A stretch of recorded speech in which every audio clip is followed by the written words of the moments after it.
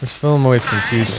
There was no message, no plot. If you're looking for answers, you're looking the wrong way. Now for the sensational bit. Johann van Wyk was a university professor who abandoned his house and family to live with prostitutes in Gillespie Street. Johann never really wanted to make a statement about class, culture, or society, although you can read it in if you want. He just lived and wrote about it. And I suppose if you're interested in life, this is the place to be. Life exists here in most extreme ways. Sex, violence, money, drugs, disease, birth and death. People here don't have the money to hide away. Anything can happen under the blue neon glow of the Holiday Inn. The nightclubs and bars were too dark to shoot, so you'll have to go there yourself. I recommend you do. Johann van Wyk, poet and author. His life is his work, and through all the grime, it's unique and beautiful. Oxford House.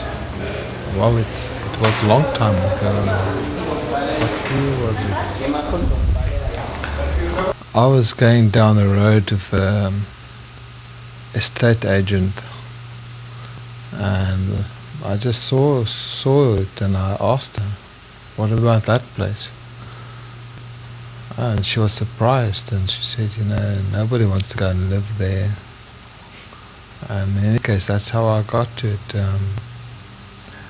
Apparently it was very cheap and everything, and she said she knows of a flat that's available there, and I just liked it. I just said, yes, I want this place. I don't know about the area so much.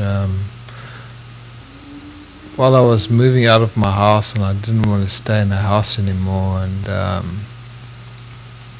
that was just the right place for me. Louisa, I met at this club. What is it called? That famous dance, Lido's. Yeah, it's called Lido's. And I've met her there one night, and she was really great.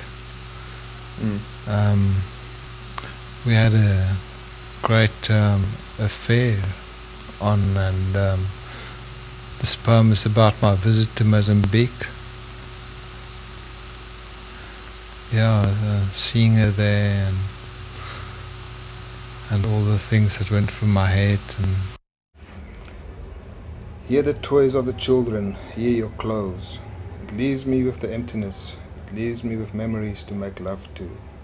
As I imagine you in the back of a taxi, as I imagine how pale death returned to your eyes that used to glisten, as I imagine you open a purse with a smile that controls the world, and I imagine you dream in the smell of my sweat, in the breeze that blow through your penthouse, and I am the breath of that breeze.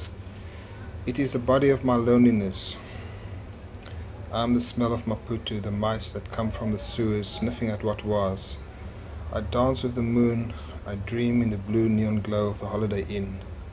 In the streets I hear the voices of familiar prostitutes, laughing with the pain of money that cuts, and smelling of whiskey, and smoke, and sperm, and vomit. I am left with life, I am left with the ghosts, and the cockroaches coming from the cracks in the books, their tentacles dancing to the music, feeling the rhythm of my thoughts. Empty my body from that whiskey glass, I am the melting ice. The striptease dancer folds her legs around the heads of her audience, being born again in her perfumed cunt. Here the teddy bear and the soccer ball, here with the soft mini dress, smelling of time.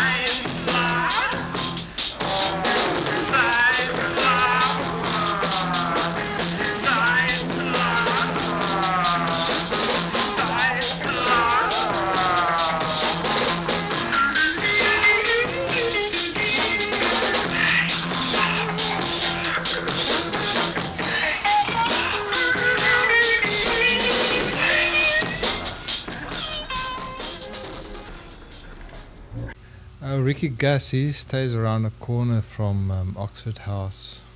He used to be a famous pop singer in Zimbabwe, and he came to South Africa, and he's staying here now. He's like a hobo singer now. Poem for Ricky Gass. He's reading his Bible to his budgies. Hell is so beautiful.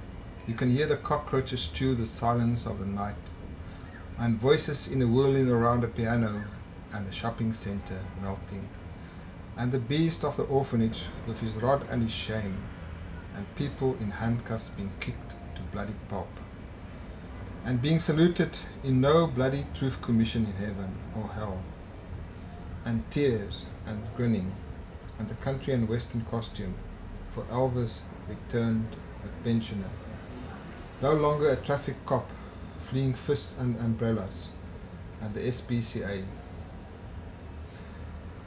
and God answering a prayer after the last 10 rand is gone. It was only once, no twice, no, maybe I don't know how many times it happened. I was pissing in my pants when a grieving fist came down on me for no reason. Tell it like it is. God have mercy. In a nightclub in Beira, yes, there things happened, I can tell you, that God wouldn't want to know. But hell is a beautiful memory. Hell is beautiful.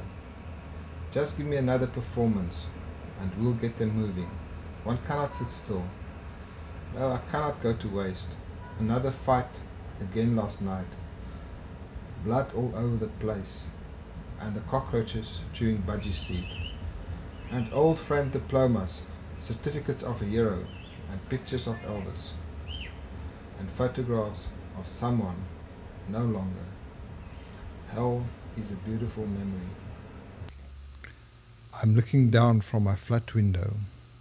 The owner of the adult video shop, Triple X, with his teal leg, makes his way somewhere. I've never seen any customers going in or out of his shop.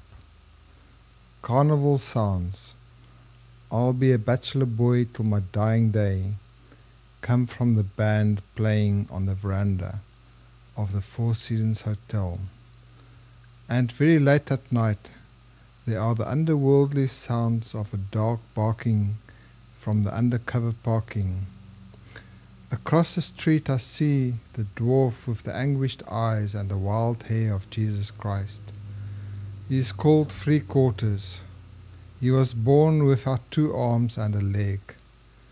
At night the towering Holiday Inn garden court throws its blue glow across the city and across my dreaming eyelids in my balcony room.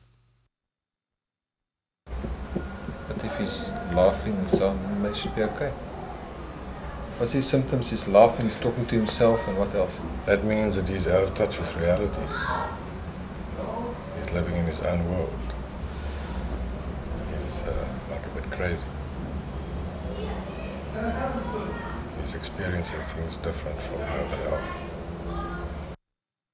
Hendrik is a sort of famous psychologist here in Durban. Hendrik works here for the city with the down and out people, basically. Bright tie, sunglasses, and grey hair coming down to the shoulders, and a sunburnt face with the deep-set eyes of a holy man. You are the healer of this hobo city. Its devils tempt you with their daily multiple voices. Which current will take you to the underworld? They said no to life and yes to garbage. And what is wrong with that, God? Even the cockroaches feed on their sores, like rats on the corpse of St. Francis. And what about the nymphs, who just cannot have enough of their earthly father? And Satan with a rose clamped between her teeth, inviting you to consort with angels. You've tramped through institutions and group therapies. You have stood on skyscrapers with the master of the full moon, tempting you with the inevitable, that which no hero is brave enough to face. You have walked in the dream of history, its ghost flapping in the wind, dressed in a suit and a tie. Stations flash by, an empty train. You have an appointment with laughter itself.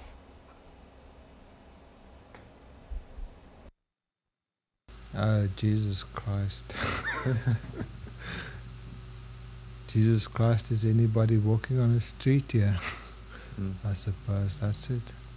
There is Jesus Christ, grown grey, leaning heavily on a walking stick, and his Rip van Winkle hair reaching down to his shoulders, and his beard coming like sleeping years down onto his chest.